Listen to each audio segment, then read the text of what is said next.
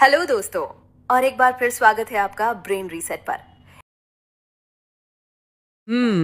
मुझे लगता है हम सभी की जिंदगी में ना एक बहुत ही अजीब सा विरोधाभास है।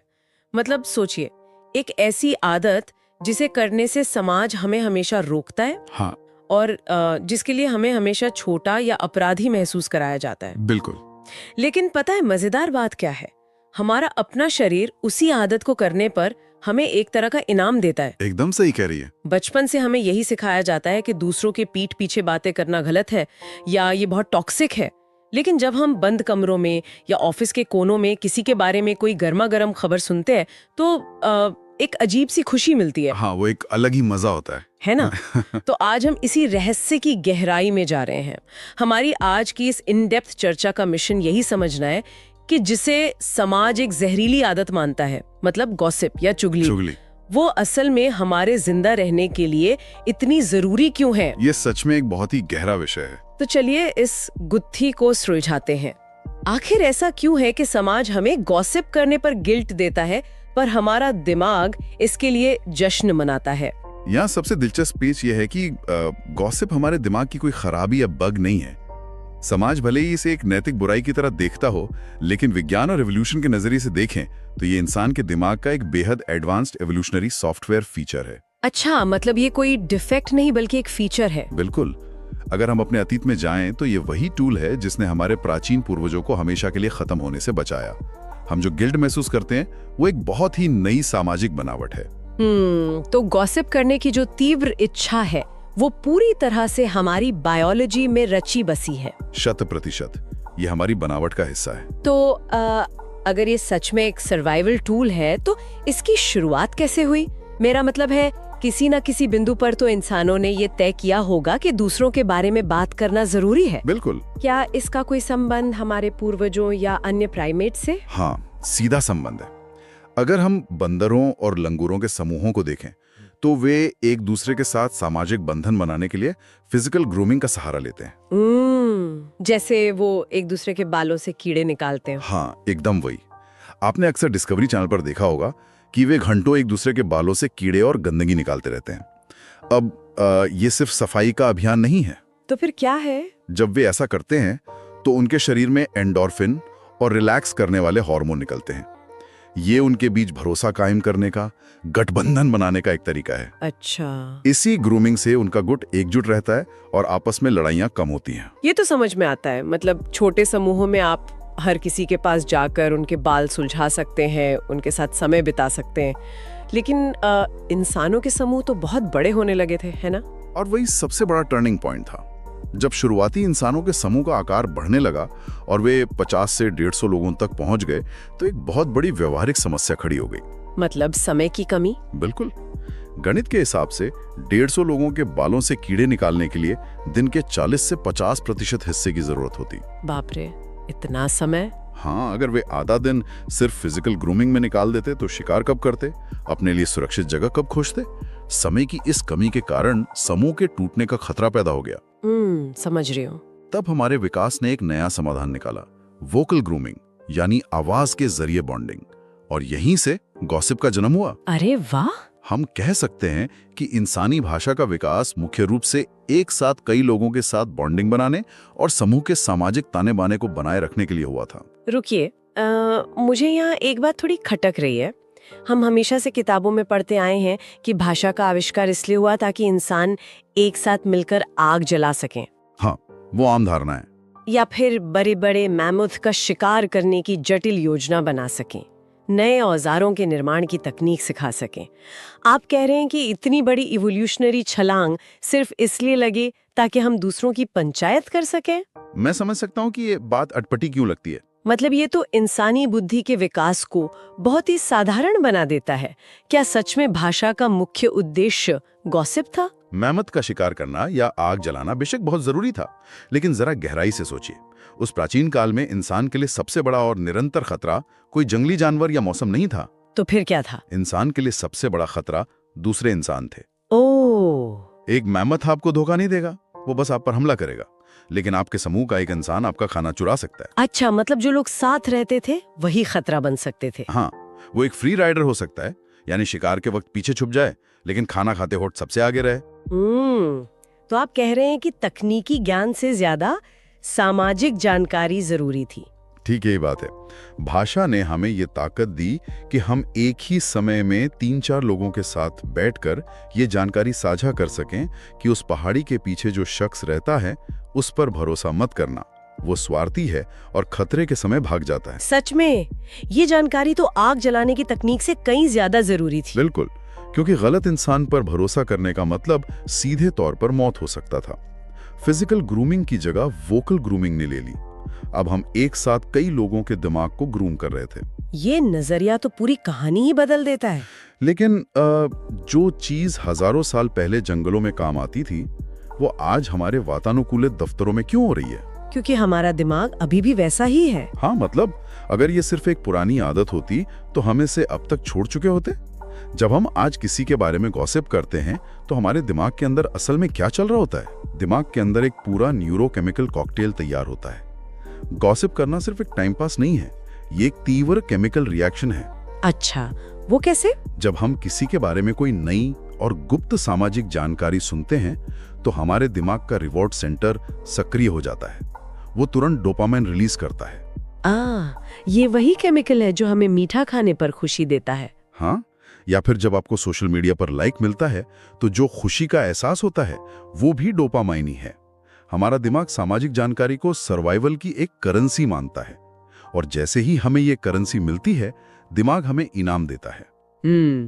लेकिन बात सिर्फ डोपामाइन पर ही नहीं रुकती होगी। गॉसिप करने से एक तरह का नजदीकी रिश्ता भी बन जाता है। क्या इसमें कोई और केमिकल भी शामिल है? बिल्कुल। दूसरा सबसे अहम केमिकल है ऑक्सीटोसिन। इसे अक्सर बॉन्डिंग हार्मोन कहा जाता है। ये वही हार्मोन है जो माँ और बच्चे के बीच बनता है ना?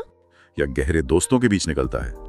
जब आप और मैं किसी तीसरे व्यक्ति के बारे में गॉसिप कर रहे होते हैं तो हमारे दिमाग में ऑक्सीटोसिन का स्राव होता है। मतलब ये हमें करीब लाता है। हाँ, ये हम दोनों के बीच तुरंत एक भरोसा और अपनापन कायम कर देता है। ये एक कृत्रिम इन ग्रुप गठबंधन बनाता है।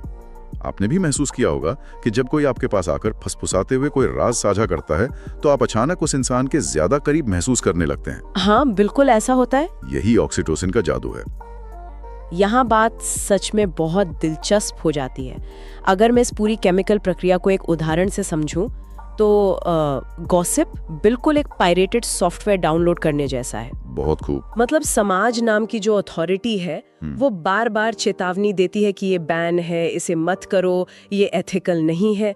लेकिन हमारा अपना हार्डवेयर, हमारा अपना बायोलॉजिकल सिस्टम कहता है कि नहीं, सिस्टम को अपडेट रखने के लिए, ये जानने के लिए कि आसपास क्या चल रहा है, ये डाउनलोड बहुत जरूरी है। ये तुलना बहुत ही बेहतरीन है। और इस सॉफ्टवेयर को प्रोसेस करने के लिए हमारे दिमाग के 2 खास हिस्से मिलकर एक टीम की तरह काम करते हैं। वो कौन से हिस्से हैं? पहला है एमिगडाला, जो हमारे दिमाग का अलार्म सिस्टम है।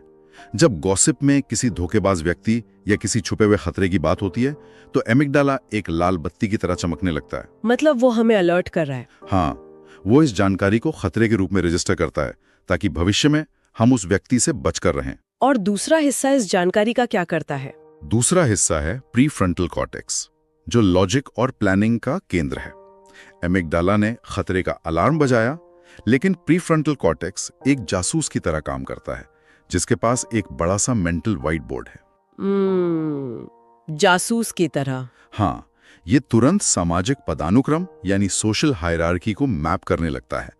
अच्छा, अगर ए ने बी को धोखा दिया है तो इसका सी पर क्या असर होगा? मेरा स्थान इस पूरे नेटवर्क में कहाँ है? ये हमारे सामाजिक अस्तित्व को सुरक्षित करने की एक बहुत ही जटिल कैलकुलेशन है। ये सुनना तो बहुत लॉजिकल लगता है, लेकिन मुझे यहाँ थोड़ा और सबूत चाहिए। क्या ये सब सिर्फ इवोल्यूशनरी थ्योरीज हैं या हमारे पास ये साबित करने के लिए कोई हार्ड एविडेंस भी है कि दिमाग सच में गॉसिप को इतनी अहमियत देता है? विज्ञान के पास इसके बहुत ही ठोस प्रमाण मौजूद हैं। अगर हम डेटा की बात करें तो सबसे पहले 1996 की एक क्लासिक रिसर्च को देखना होगा। अच्छा, जिसे ऑक्सफोर्ड यूनिवर्सिटी के एवोल्यूशनरी साइकोलॉजिस्ट रॉबिन डनबार ने किया था। रिसर्च है जो कहती है कि हम एक सीमित संख्या में ही दोस्त बना सकते हैं। बिल्कुल। डनबार ने मस्तिष्क के आकार का अध्ययन करके ये साबित किया कि एक इंसान का दिमाग औसतन केवल 150 लोगों के साथ ही स्थिर और अर्थपूर्ण सामाजिक रिश्ते रख सकता है। वही 150 का नंबर जो आपने पहले बताया था। हाँ, लेकिन उनकी रिसर्च का जो हिस्सा हमारे आज के विषय से जुड़ा है वो बहुत ही चौंकाने वाला है।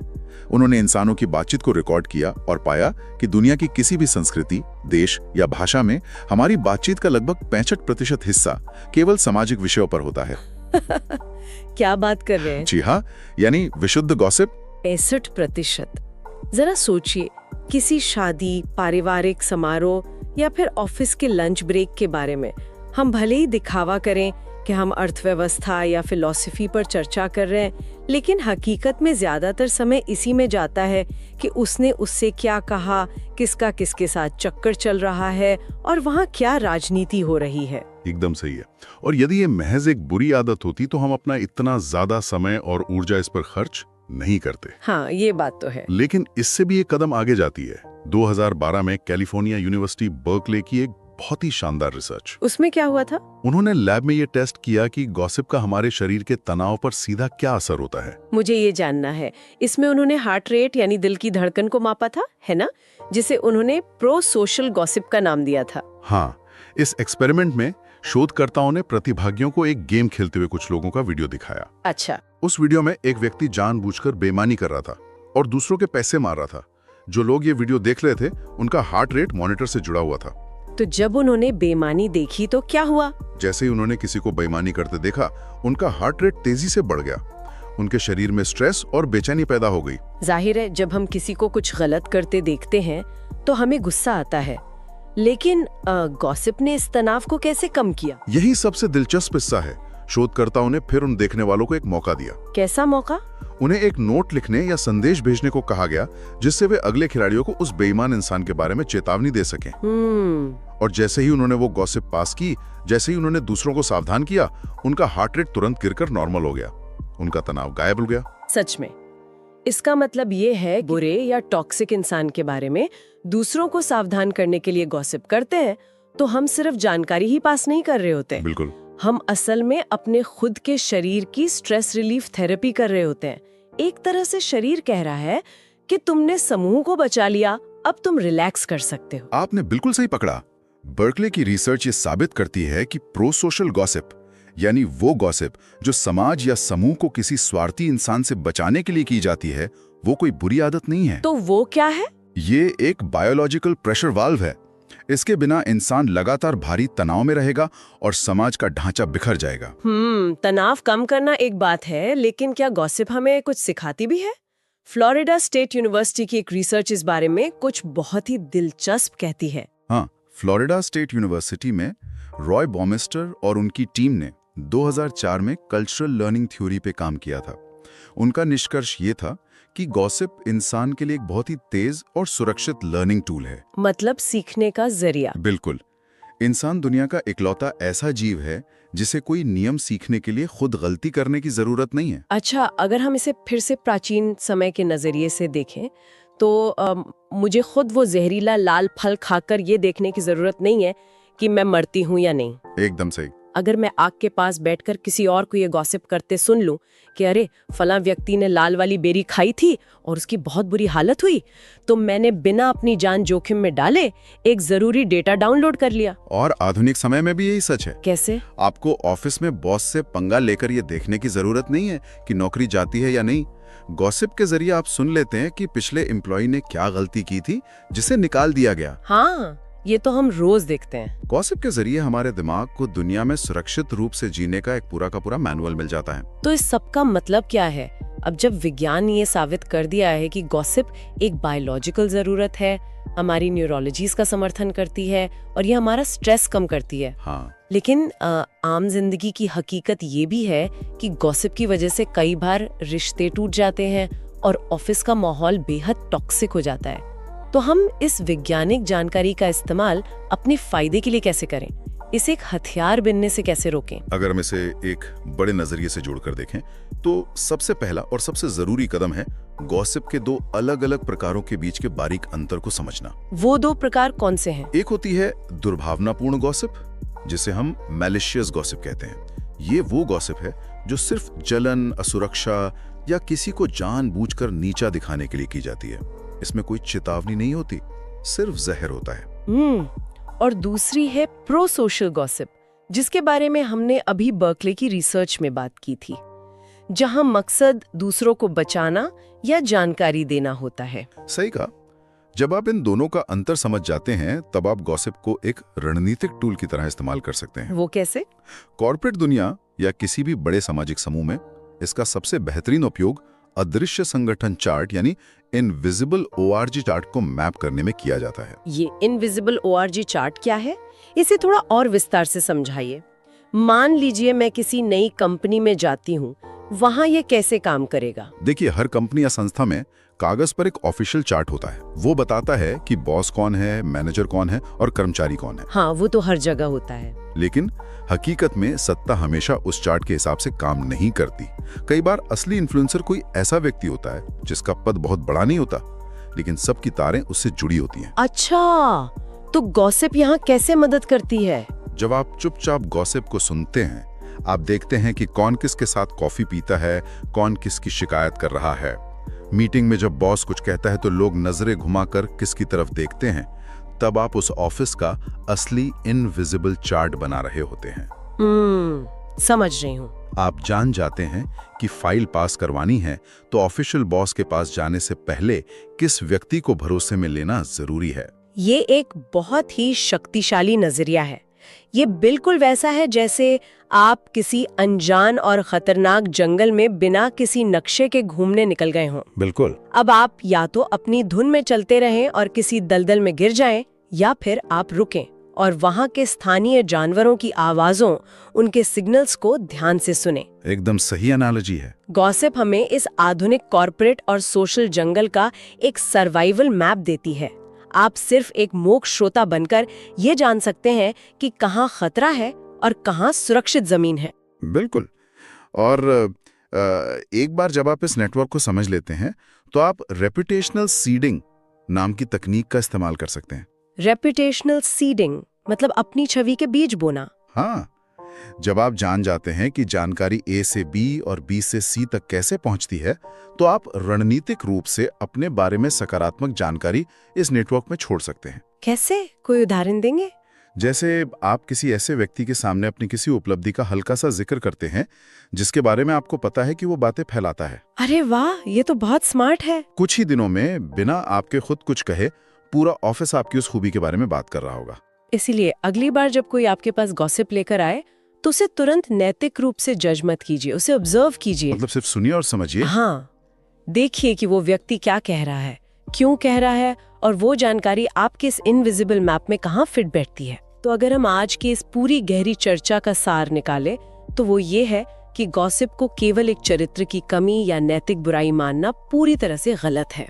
बिल्कुल। बायोलॉजिकली, न्यूरोलॉजिकली और एवोल्यूशन के नजरिए से ये हमारे दिमाग का एक हाईटेक सर्वाइवल टूल है। ये हमें खतरों से बचाता है, समाज के अलिखित नियम सिखाता है और तनाव कम करता है। एकदम सही सारांश है। तो हमें दूसरों की बुराई करने से बचना चाहिए, लेकिन गॉसिप सुनने और नेटवर्क को समझने के गिल्ट को अब छोड़ देना चाहिए। मैं पूरी तरह सहमत हूँ। हम अपने जीव विज्ञान से लड़ नहीं सकते। गॉसिप वो अदृश्य धागा है जिसने मानव समाज को एक साथ बांध कर रखा है। इसे इग्नोर करने के बजाय हमें इसका स्मार्ट तरीके से इस्तेमाल करना सीखना चाहिए। इस डीप डाइव को खत्म करने से पहले मैं एक ऐसा विचार छोड़ना चाहती हूँ जिस पर हम सब गहराई से सोच सकें। हाँ, बताइए। आज हमने विज्ञान के जरिए देखा कि इंसानी भाषा, हमारा दिमाग और हमारे समाज का पूरा ढांचा शुरुआत से ही गॉसिप करने, कहानियां गढ़ने और सामाजिक जानकारी साझा करने के लिए इवॉल्व हुए हैं। बिल्कुल हुए हैं। तो अगर इंसान की फितरत ही मूल रूप से यही है, तो क्या हमारी पूरी मानव जाति का लिखित इतिहास, जो मोटी मोटी किताबें हम पढ़ते हैं, जो ऐतिहासिक तथ्य हम जानते हैं, वो और कुछ नहीं बल्कि जीतने वालों द्वारा की गई एक बहुत बड़े स्तर की चुगली है? यह बहुत ही गहरा सवाल है। मतलब एक तरह की इंस्टीट्यूशनलाइज्ड गॉसिप, जिसे आज हम सब परम सत्य मानकर पूछते हैं। सोचिए, जो इतिहास हम पढ़ते हैं वो शायद सबसे सफल गॉसिप के अलावा और कुछ नहीं है। आज के लिए बस इतना ही। सुनते रहिए, सवाल करते रहिए और अपनी दुनिया को गहराई से समझते रहिए।